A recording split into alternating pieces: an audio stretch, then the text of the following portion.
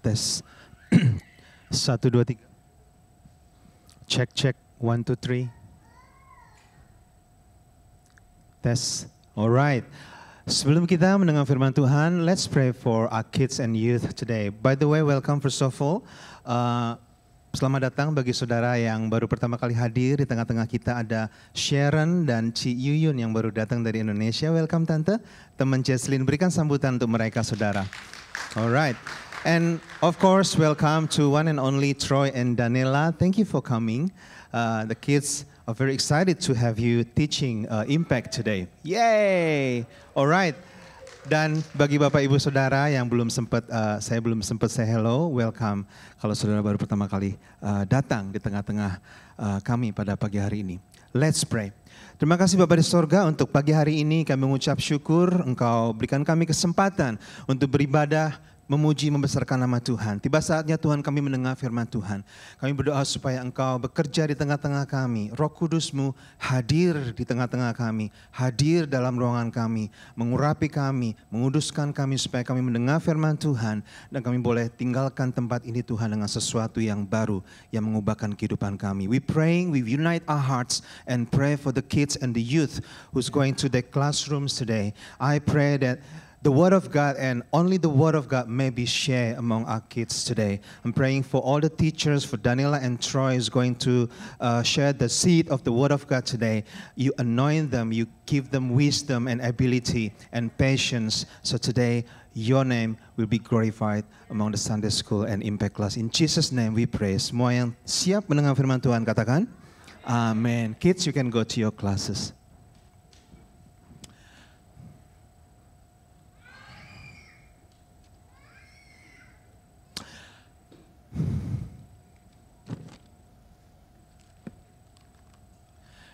Alright, puji nama Tuhan. Saudara siap mendengar firman Tuhan? Tuhan itu baik, amin saudara. Puji nama Tuhan. Hari ini saya akan meneruskan seri pengajaran yang sudah saya sampaikan beberapa khotbah saya terakhir. Masih dalam atau dari surat Efesus. Saya akan bacakan hari ini dari Efesus pasal ke-5. Langsung saja saya akan bacakan bagi saudara. Efesus pasal ke-5 mulai ayat yang pertama. Demikian firman Tuhan. Sebab itu jadilah penurut Allah seperti anak-anak yang kekasih dan hiduplah di dalam kasih. Sebagaimana Kristus Yesus juga telah mengasihi kamu dan telah menyerahkan dirinya untuk kita sebagai persembahan dan korban yang harum bagi Allah. Tapi percabulan dan rupa-rupa kecemaran atau keserakahan disebut saja pun jangan di antara kamu sebagaimana sepatutnya bagi orang-orang kudus. Demikian juga perkataan yang kotor, yang kosong atau yang sembrono. Karena hal-hal ini tidak pantas, tapi sebaliknya ucapkanlah syukur. Karena ingatlah ini baik-baik. Tidak ada orang sundal, orang cemar atau orang yang serakah, artinya penyembah berhala yang mendapat bagian dalam kerajaan Kristus dan Allah. Ayat 6, janganlah kamu disesatkan orang dengan kata-kata yang hampa. Karena hal-hal demikian mendatangkan murka Allah atas orang-orang durhaka. Sebab itu janganlah kamu berkawan dengan mereka.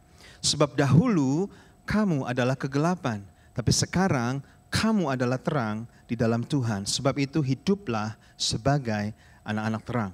Karena terang hanya berbuahkan kebajikan dan keadilan dan kebenaran. Dan ujilah yang berkenan kepada Tuhan. Janganlah turut mengambil bagian dalam perbuatan-perbuatan kegelapan yang tidak berbuahkan apa-apa. Tapi sebaliknya telanjangilah perbuatan-perbuatan itu. Sebab menyebutkan saja pun apa yang dibuat oleh mereka di tempat-tempat yang tersembunyi telah memalukan. Tapi segala sesuatu yang sudah ditelanjangi oleh terang itu menjadi nampak. Sebab semua yang nampak adalah terang.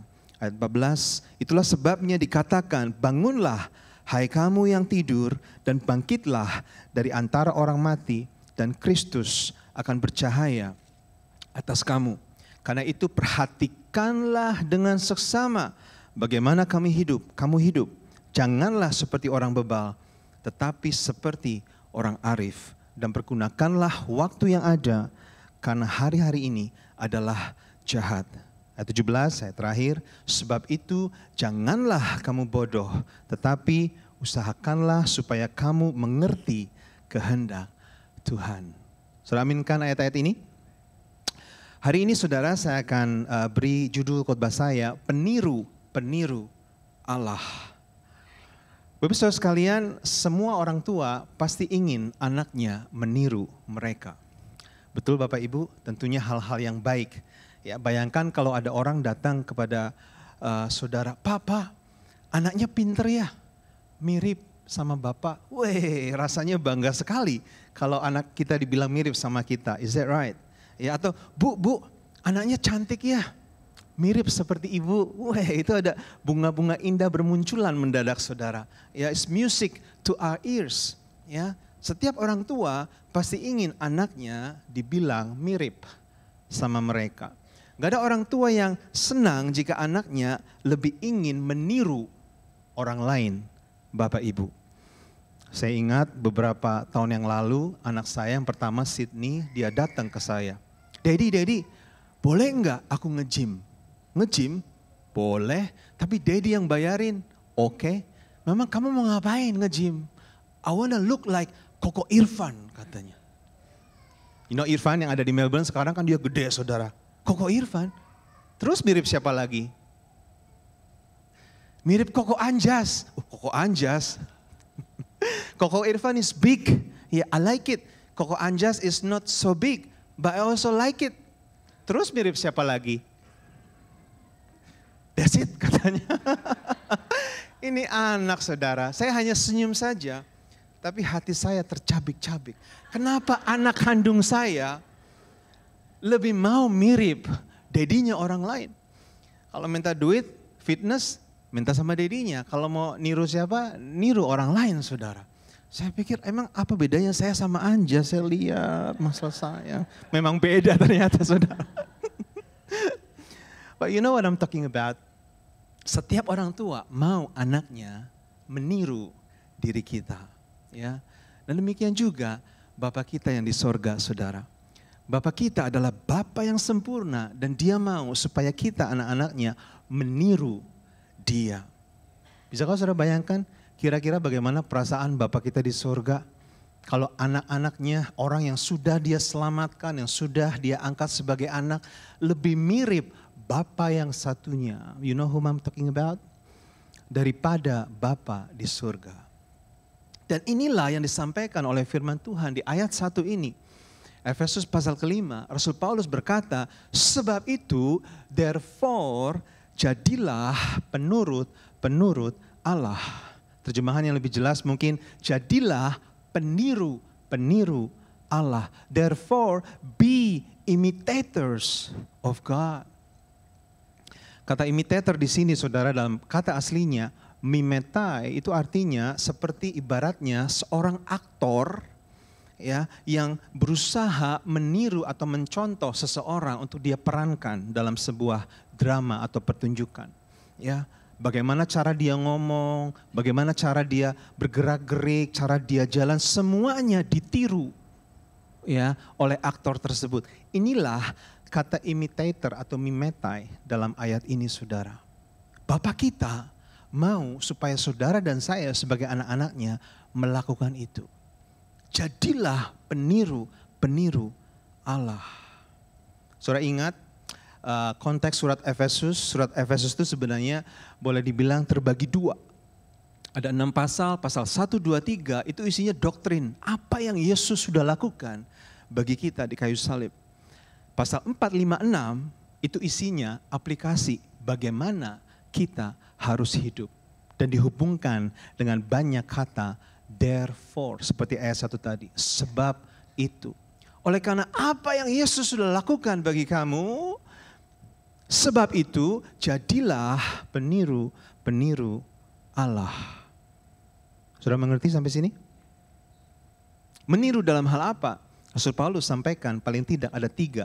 Di ayat 1 dan 2, Tuhan mau untuk kita meniru kasih-Nya. Katakan sama-sama, meniru kasih-Nya. Ayat 1 sampai 2 berkata, sebab itu jadilah penurut Allah seperti anak Allah yang kekasih dan hiduplah di dalam kasih. Walk in love. sebagaimana Kristus Yesus juga telah mengasihi kamu. Dia mau untuk kita meniru kasihnya, Bapak Ibu. Artinya dia mau untuk kita berjalan di dalam kasih. Kenapa? Allah mau untuk kita berjalan dalam kasih. Di ayat 1 berkata, seperti anak-anak yang kekasih. Saya mau saudara perhatikan bagian ini. Seperti anak-anak yang kekasih. God's beloved children. Frase ini, anak-anak yang terkasih atau God's beloved children adalah frase yang serupa yang diucapkan Allah Bapa ketika Yesus dibaptis. Saudara ingat cerita Yesus dibaptis ketika dia keluar dari air, Alkitab berkata langit terbelah, Roh Allah turun seperti burung merpati dan lalu terdengar suara dari sorga. Apa saudara? Inilah anakku yang kukasihi, kepadanya lah aku berkenan. Ya, kalimat ini anak yang kukasihi sama dengan ayat 1 ini. Artinya apa saudara? Artinya Bapa mengasihi kita sama seperti Dia mengasihi Yesus. Camkan itu. Yang benar no. Masa Allah mengasihi kita sama seperti Allah mengasihi Yesus. Yohanes 17, di malam terakhir sebelum Yesus disalib, dia naikkan sebuah doa yang panjang. Di salah satu doanya, dia berkata seperti ini. Bapa, aku berdoa supaya aku di dalam mereka dan engkau di dalam aku, supaya mereka sempurna menjadi satu, agar dunia tahu bahwa engkau yang telah mengutus aku, dan perhatikan ini saudara, dan bahwa engkau mengasihi mereka, apa saudara? Sama, katakan sama-sama, sama. Sama seperti engkau mengasihi aku. Bahasa Inggrisnya lebih jelas. Then the world will know that you sent me and have loved them even as you have loved me. Bapa mengasihi kita sama seperti Ia mengasihi Yesus. Ini misteri salib saudara. Pertukaran di kayu salib. Yesus tidak hanya mati di kayu salib untuk mengambil yang jelek dari kita, yaitu dosa-dosa kita. Tapi pada saat yang sama dia berikan yang baik dari dirinya kepada kita. Salah satunya kasih dan perkenanan Allah Bapa. Saya harap saudara mengerti kebenaran ini. Kata Allah mengasihi kita adalah satu kata atau kalimat yang mungkin paling sering kita dengar dalam khotbah-khotbah Bapak Ibu. Tapi di saat yang bersamaan ini adalah kalimat yang paling sering kita lupa. Yang paling sering kita sulit untuk percaya. Tapi seandainya kita sungguh-sungguh mengerti kebenaran ini, hidup kita pasti akan berubah. Bahwa kita ini dikasihi Allah sama seperti Ia mengasihi anaknya yang tunggal tersebut, yaitu Yesus Kristus. Santo Agustinus, Bapak Gereja, dia pernah berkata, God loves each one of us as if there's only one of us to love. Saudara mengerti ya? Terjemahan bebasnya kurang lebih, Allah mengasihi setiap dari kita seakan-akan di dunia ini hanya ada satu orang yang hidup, yaitu saudara atau saya. Kita dikasihi Allah dengan kasih semacam itu. Luar biasa saudara. Saya harap saya terus berdoa, sembari saya berkhotbah, saya berdoa supaya Roh Kudus bekerja dalam hati saudara. Dan saudara bisa sadar betapa dikasihinya saudara oleh Bapa pencipta saudara. God loves you, therefore walk in love. Ada seorang anak kecil bernama Vigo. Dia seorang penjual burung di pasar ya di Amerika Latin. Dan setiap hari dia berjualan di pasar, dia menyanyi lagu-lagu rohani. Dia begitu penuh dengan sukacita. Dan kemudian suatu hari ada seorang pendeta, ya, orang bule, kulit putih. Dia dengar, kok ini ada anak di pasar, ya, penjual burung, nyanyi lagu rohani. Lalu dia samperin. Ya. Nak, are you a Christian? Yes sir, I'm a Christian. How did you become a Christian? Bagaimana kamu bisa menjadi orang Kristen? Dan si Vigo dia menjawab, karena burung pipit kelima, sir. Ya, karena burung pipit kelima. What do you mean? Si Vigo dia berkata, Yesus pernah bilang, bukankah burung pipit dijual 2 ekor seduit? Namun seekor pun daripadanya tidak akan jatuh ke bumi di luar kehendak Bapamu. Kamu lebih berharga daripada banyak burung pipit. Do you know that verse, sir? Yes. Lalu apa hubungannya? Apa maksudnya burung pipit kelima? Saya ini heran, sir. Kok Yesus tahu dunia perburungan katanya? Karena saya jual burung pipit. Memang burung pipit 1 duit, 1 penny, ya itu 2 ekor. Ya, kalau orang kasih 1 penny, saya kasih 2 ekor burung pipit. Tapi kalau orang kasih 2 penny, mestinya berapa saudara? 4, betul? Tapi saya nggak kasih 4, saya kasih 5 burung pipit. 1 penny, 2 ekor. 2 penny berapa? 4 ekor mestinya. Tapi dia kasih bonus, gratisan, burung pipit kelima. Yesus ngerti benar dunia perburungan. Burung pipit kelima adalah burung pipit gratisan. Burung pipit bonus. Enggak ada nilainya, enggak ada harganya. Itu hanya dikasih sebagai bonus kalau orang membeli 2 penny. Dia katakan seperti itu. Sir, all my life I feel that I'm like burung pipit yang kelima tersebut. Saya tidak ada harganya, saya yatim piatu, saya miskin, saya bodoh tidak berpendidikan. Enggak ada nilainya di mata manusia. Tapi Yesus bilang, bahkan orang seperti saya pun dia ingat. Yesus melihat saya berharga dan Yesus mengasihi saya. That's why I became a Christian, because Jesus loves me. Church, Jesus loves you. Amen. Yesus mengasihi kita. Hanya orang yang sadar dirinya dikasihi oleh Allah yang akan sanggup mengasihi orang lain. Bapak Ibu, mengapa ada orang Kristen yang sulit mengasihi? Jawabannya sederhana, belum sadar bahwa dia sudah dikasihi oleh Allah. Mengapa ada orang Kristen yang masih sulit mengampuni? Jawabannya sederhana, karena dia belum sadar bahwa dia sudah diampuni oleh Allah. Do you know, hanya orang yang belum pernah diampuni oleh Tuhan yang berhak untuk menyimpan kesalahan orang lain. Saya ulang sekali lagi, hanya orang yang belum pernah diampuni oleh Tuhan yang berhak untuk menyimpan kesalahan orang lain. Gereja Tuhan yang dikasihi Tuhan, saya mau tanya, apakah ada di sini yang belum pernah menerima pengampunan dari Tuhan? Lambaikan tangan kalau ada yang belum pernah. Ya, saya tanyakan lagi, apakah ada di sini yang sudah merasa diampuni oleh Tuhan? Lambaikan tangan. Lepaskan pengampunan bagi orang lain.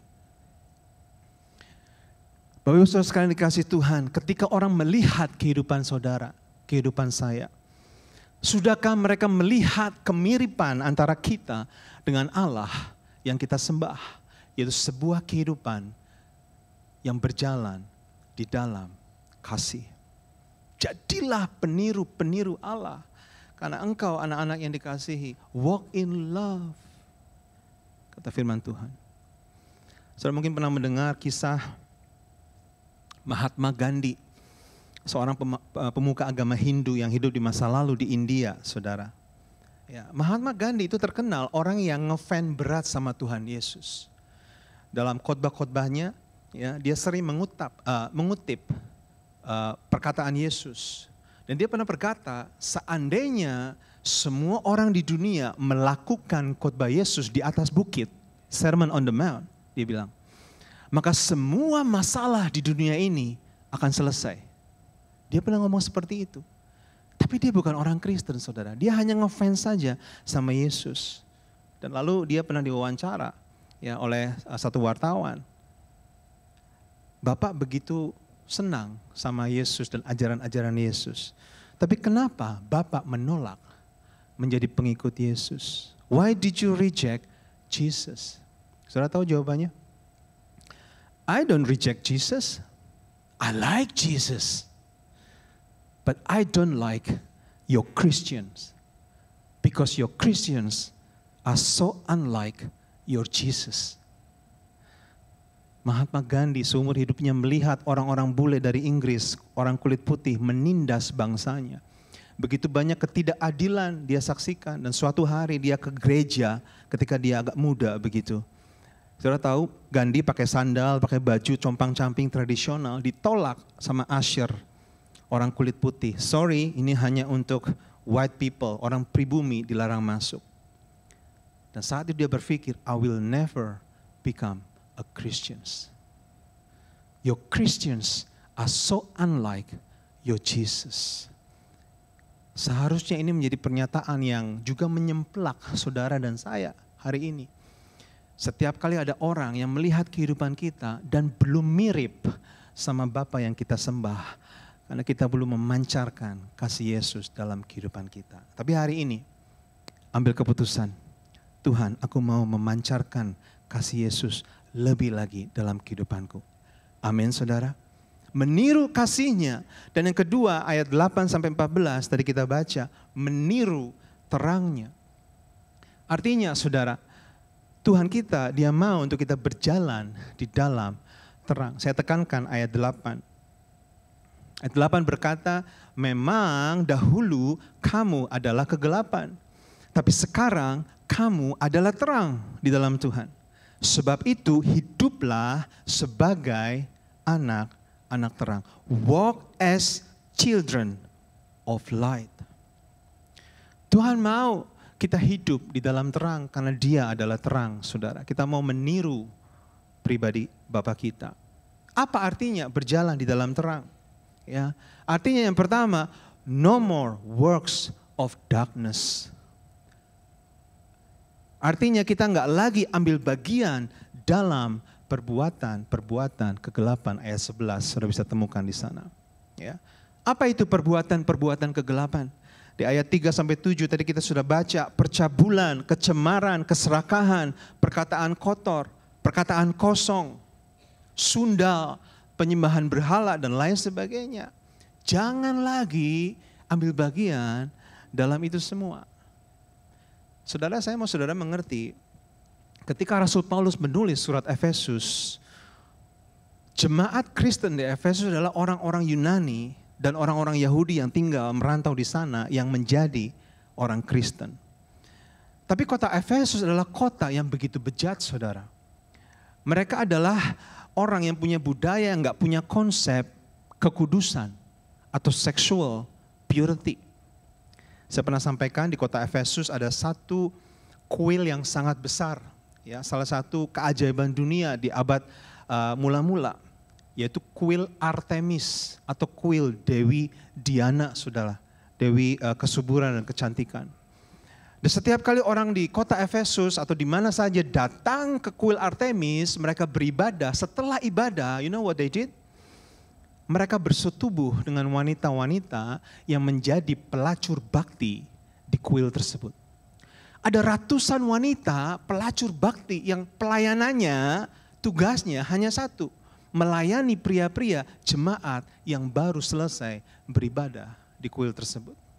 Can you imagine? Rasul Paulus menulis dari penjara pula, saudara. Kepada orang-orang Kristen di kota yang punya budaya seperti itu, dia berkata, jangan lagi ambil bagian dalam percabulan, dalam kecemaran. Can you imagine? Ya, dulu kamu adalah bagian dari itu semua, tapi sekarang kamu adalah anak-anak terang, children of light. Jangan lagi ambil bagian dalam perbuatan-perbuatan kegelapan tersebut. Sudah bisa mengerti? Coba kita renungkan sampai di sini Bapak Ibu. Ingat-ingat kehidupan kita dulu sebelum kita bertemu dengan Tuhan Yesus. Bukankah kita hidup ya dalam perbuatan-perbuatan kegelapan tersebut? Betul? Saya mengaku, saudara, saya hidup dalam perbuatan-perbuatan seperti itu. Saya ingat ketika saya pindah ke kota Bandung, satu SMA, ya saya begitu shock melihat anak-anak muda, remaja-remaja, teman-teman saya yang baru, itu punya kebiasaan Bapak Ibu. Ya, orang Bandung di sini pasti ngerti. Setiap kali mereka ngomong sesuatu, di akhir kalimat mereka selalu ya menambahkan satu kata binatang, saudara. Sampai hari ini ya kelihatannya itu seperti otomatis saja. Bahkan itu sebagai panggilan, temannya dipanggil dengan sebutan binatang tersebut. Biasanya di Bandung dulu, saudara, ada 2 binatang yang namanya sering disebut. Saya kasih hint saja, binatang pertama adalah binatang yang sangat setia dan lucu, saudara. Saya punya di rumah. Binatang yang sering kali ada di kaki meja ketika kita makan. Kecuali di kaki meja keluarga Cynthia Rotinsulu. Itu di atas meja, bukan di bawah meja. Atau di bagian-bagian tertentu di Indonesia. Saya nggak tahu kenapa, setiap kali ngomong sesuatu di akhir kalimat, teman-teman saya menambahkan nama binatang tersebut. Ya, dan ada satu binatang lain juga yang sering kali disebut. Binatang ini adalah kegemaran kita semua, saudara. Ya, apalagi kalau dimasak kecap, dimasak panggang, ya Tante Wewe suka masak kecap. Binatang yang sangat enak, saudara. Tapi saya nggak ngerti kenapa teman-teman saya suka menyebut nama-nama binatang tersebut. Apa salahnya mereka sehingga nama mereka disebut? And you know what? Saya pun terbawa-bawa. Saya pun punya kebiasaan baru tersebut. Setiap kali ngomong, saya tambahkan nama-nama binatang tersebut. Bahkan saya panggil nama teman saya dengan nama binatang-binatang tersebut. Puji nama Tuhan, setelah Tuhan tangkap saya sungguh-sungguh dalam Tuhan. Saya tinggalkan itu semua. It took process, it took time, saudara, nggak langsung. Ya. Tapi kemudian saya berhenti mengucapkan perkataan, itu kan salah satu di daftar tadi, saudara. Perkataan kotor, kosong, sembrono, dan lain sebagainya. Itu perbuatan kegelapan. Saya berhenti ucapkan kata-kata tersebut. Bahkan mendengar kata-kata tersebut diucapkan oleh orang, oleh teman-teman saya saja, telinga saya rasanya sudah perih. Saya rasa saudara punya cerita yang sama dalam kehidupan saya, bagaimana terang Allah yang sudah kita alami itu merubahkan kehidupan kita. Kita tidak lagi ambil bagian dalam perbuatan-perbuatan kegelapan. Yang terima ini katakan amin. Ya, dan berjalan dalam terang artinya no hidden sins. Tidak ada dosa yang tersembunyi di hadapan Tuhan dan manusia.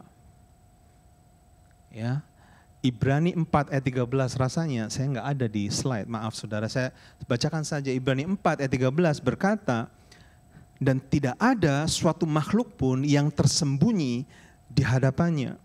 Sebab segala sesuatu telanjang dan terbuka di depan mata Dia. Yang kepadanya kita harus memberikan bertanggung jawaban. Saudara yang dikasihi Tuhan, saya katakan dengan kasih. Jangan ada hidden sins, dosa-dosa yang tersembunyi dalam kehidupan kita. Kita adalah anak-anak terang, Bapak Ibu. Jika hidup kita terbuka di hadapan Allah, ya tidak ada hal yang memalukan yang tersembunyi yang kita lakukan, maka hidup kita rasanya bebas, merdeka. Is that right? Ya, tidak ada perasaan guilt, condemnation. Kalau saudara ke airport, saudara lewat X-ray, immigration, saudara taruh tas saudara atau koper saudara. Kalau saudara nggak menyembunyikan apa-apa, kalau saudara tidak membawa babi panggang dari Indonesia, seperti mama saya dulu pernah, saudara. Mama saya begitu mengasihi anaknya yang pertama, dan dia bawa babi panggang, saudara. Dan ketahuan, untung nggak masuk border security, saudara. Masuk TV, mama di TV gitu ya. Kalau kita nggak menyembunyikan apa-apa, kita jalan dengan normal saja, dengan ringan saja, betul saudara? Tapi kalau saudara sembunyikan satu potong babi panggang, weis, itu keringat dingin pasti bercucuran saudara.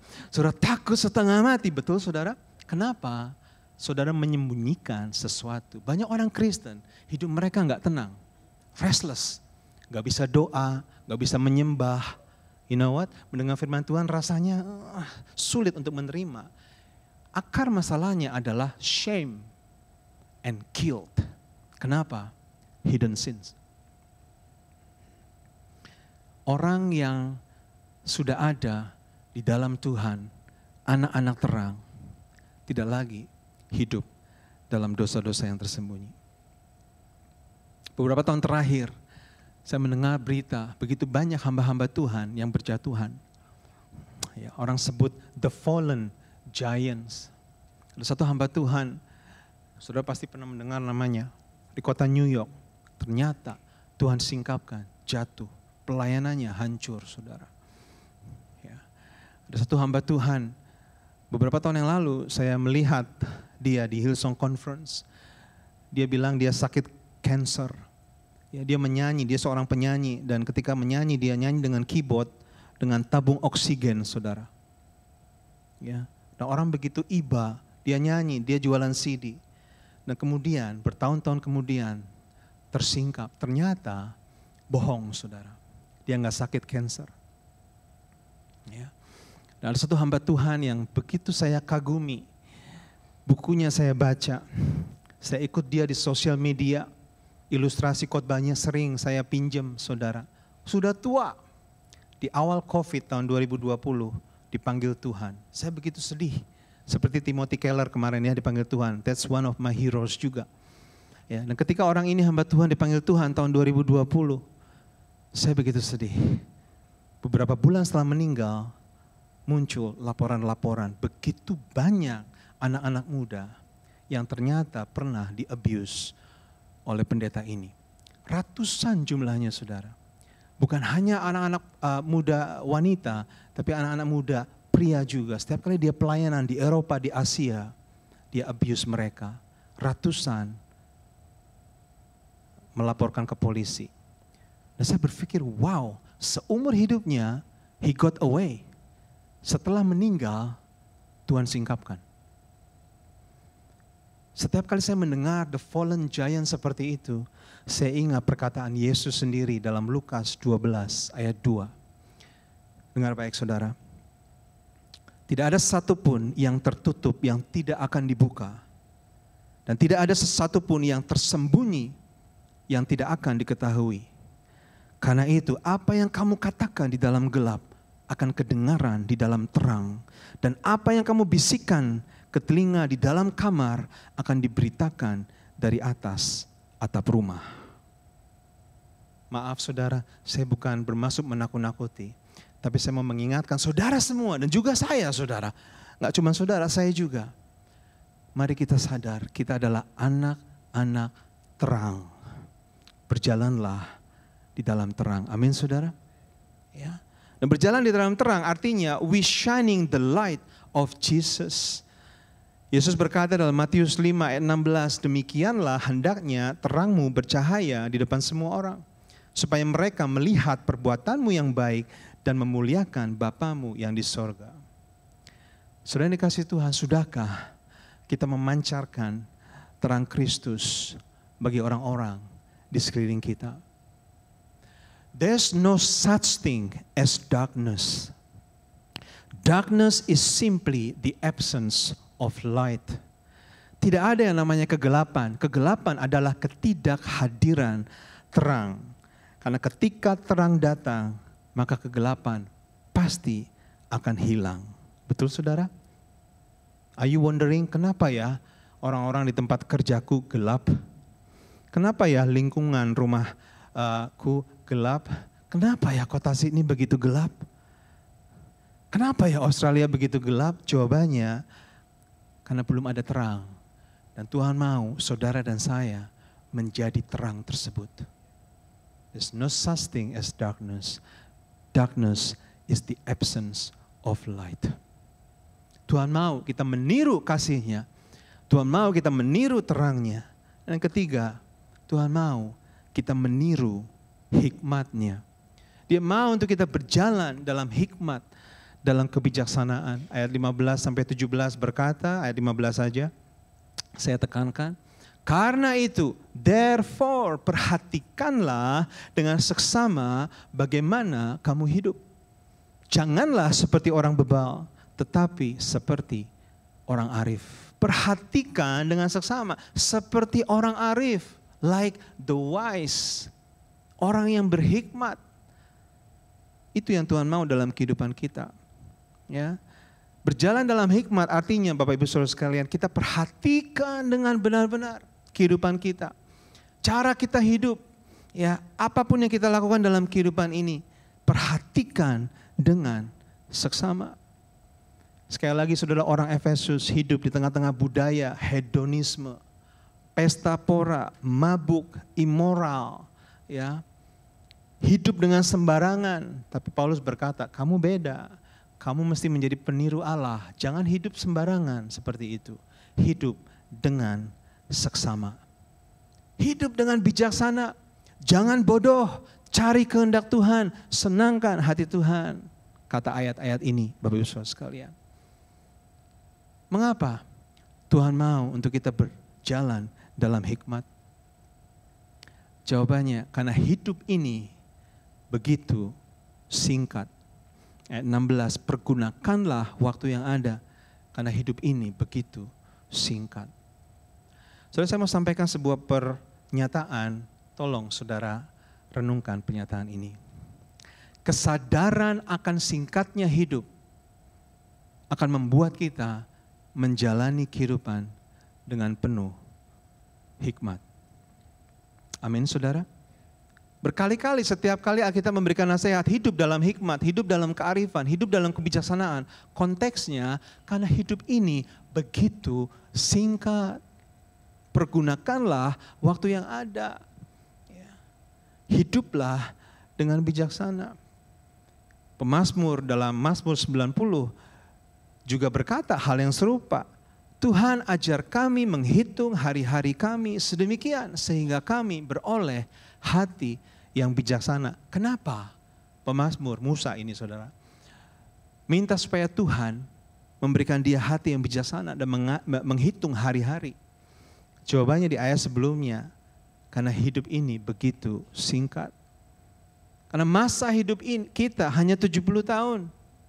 Jika kami kuat, ya, 80 tahun dan kebanggaannya adalah kesukaran dan penderitaan. Berlalunya buru-buru dan kami melayang lenyap. Oleh karena itu ajar kami Tuhan menghitung hari-hari.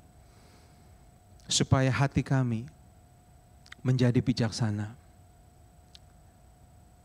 Saudara, menghitung hari-hari di ayat ini artinya bukan menghitung maju saudara. Tapi menghitung mundur. Number our days.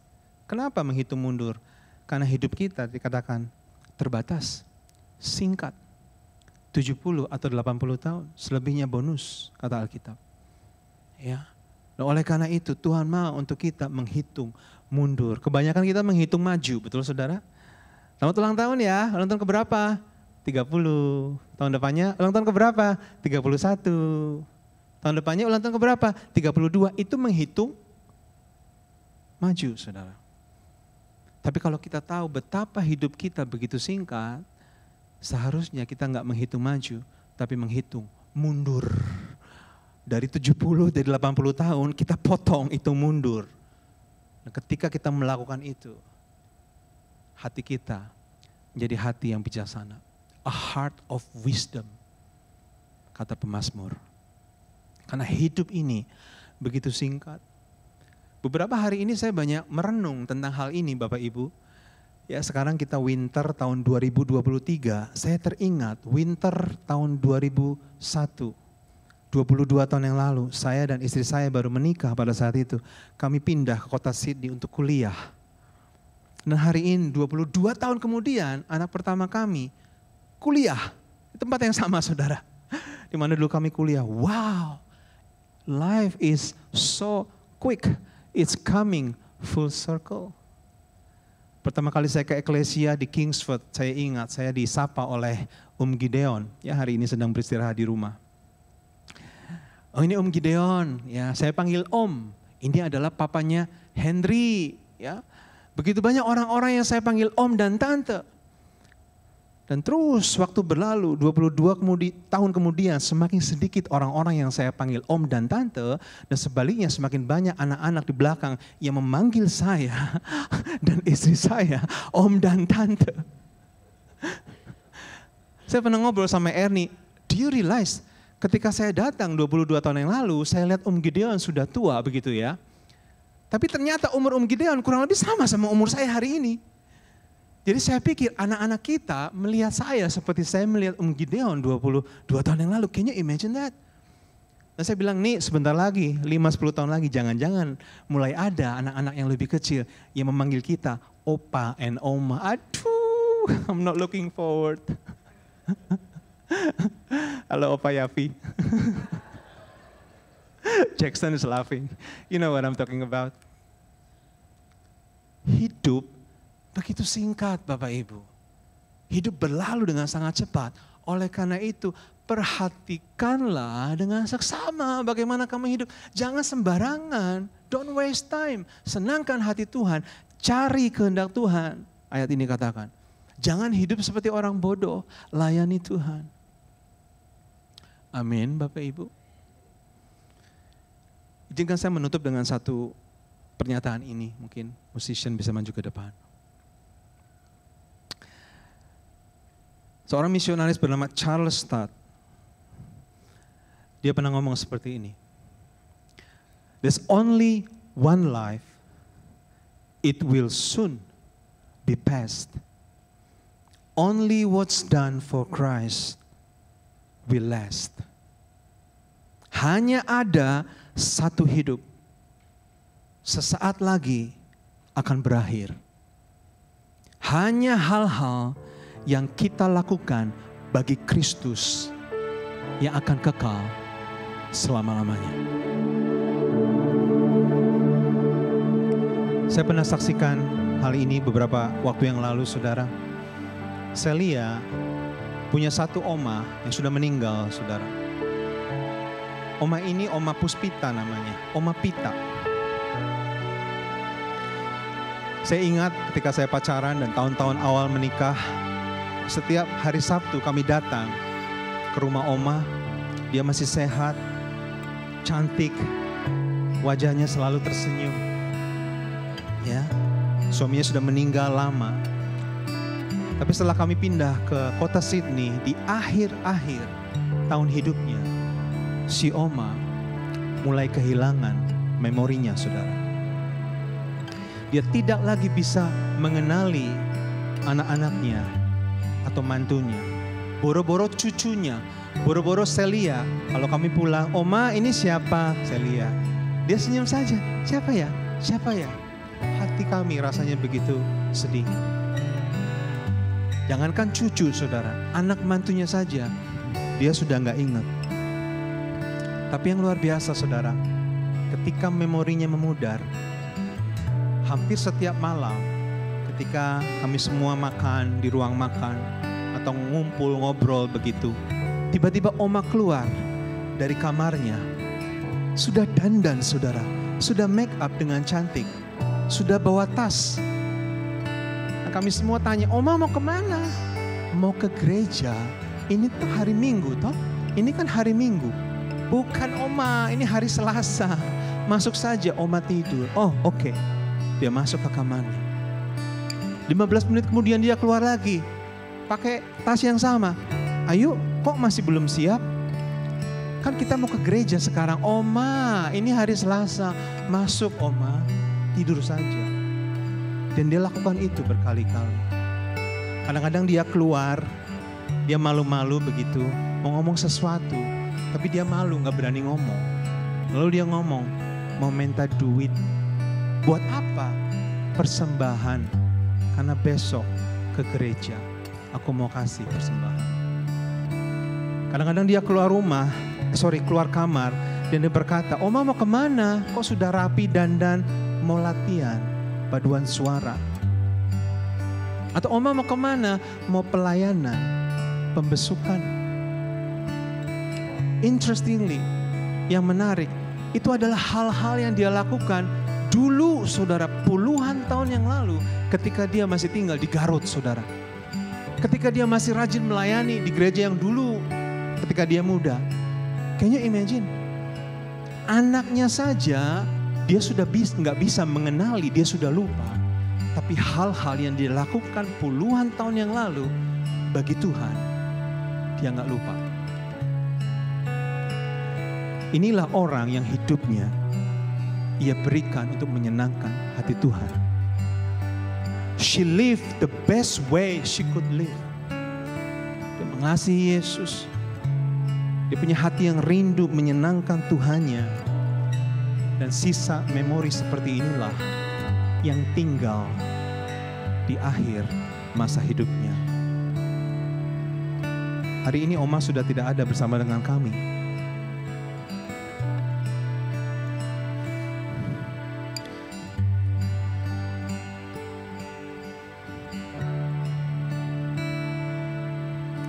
Tapi setiap kali saya mengingat Oma,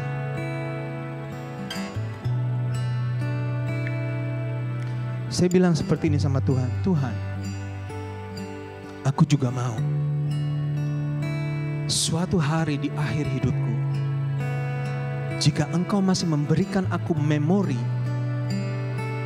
aku mau melihat ke belakang dan mengingat kehidupanku dan berkata, God, I have lived the best life I could.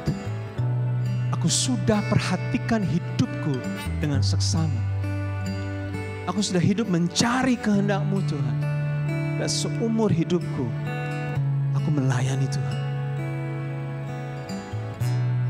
Semua yang aku lakukan hanya untuk menyenangkan hati-Mu.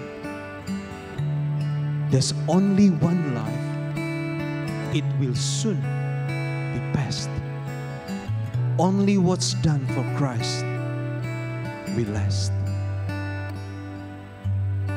Hitung mundur hidupmu, jemaat yang dikasih Tuhan, sehingga engkau beroleh hati yang bijaksana dan sadar betapa fleetingnya, betapa sementaranya kehidupan ini. Dan hiduplah dengan seksama, dengan penuh hikmat untuk menyenangkan hati Bapa kita. Amin, saudara. Mari hampiri Tuhan, sembah Tuhan, naikkan pujian ini. Bapa Kau setia, dengan sungguh hati naikkan pujian. Takkan meninggalkan, dan ku percaya Engkau milikku dan ku milikmu. Kerinduanku Tuhan, kerinduanku tinggikan nama-Mu, karena ku tahu Engkau dalamku dan ku dalam-Mu. ubah hatiku Tuhan, ubah hatiku seperti hati-Mu, setulus salib-Mu, kasih-Mu Tuhan. Biar mataku seperti mata-Mu, pancarkan kasih-Mu. Ku mau jadi seperti-Mu. ubah hatiku Yesus. Haleluya. Ubah hatiku seperti hati-Mu, setulus salib-Mu, kasih-Mu Tuhan. Biar mataku seperti mata-Mu, pancar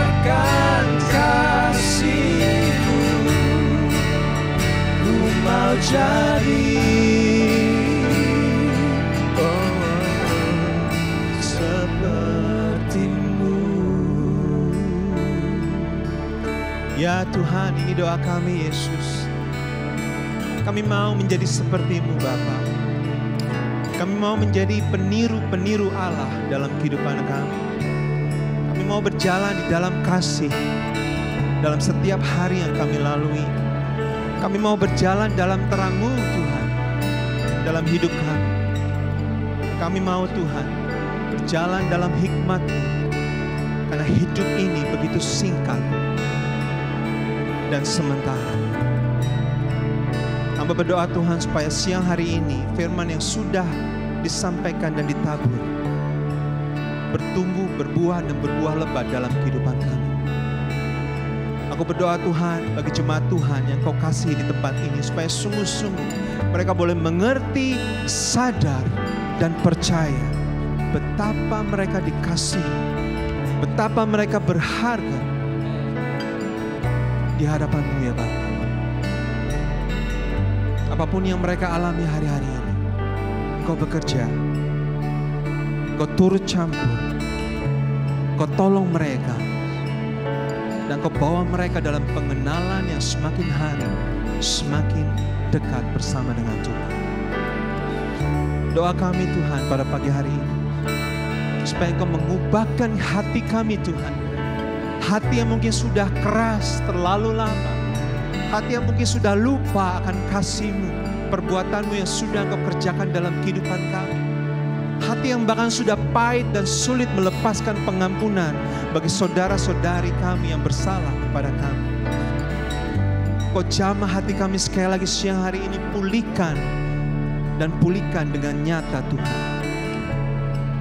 Supaya kami sungguh-sungguh boleh mengalami Engkau dengan sepenuhnya. Change our heart, oh Jesus. Change our heart, oh Lord, in Jesus name. Haleluya Tuhan, kami mengucap syukur. Kami serahkan Tuhan hidup kami semua dalam tangan Tuhan. Sekali lagi, naikkan chorus lagu ini. Ubah hatiku. Ubah hatiku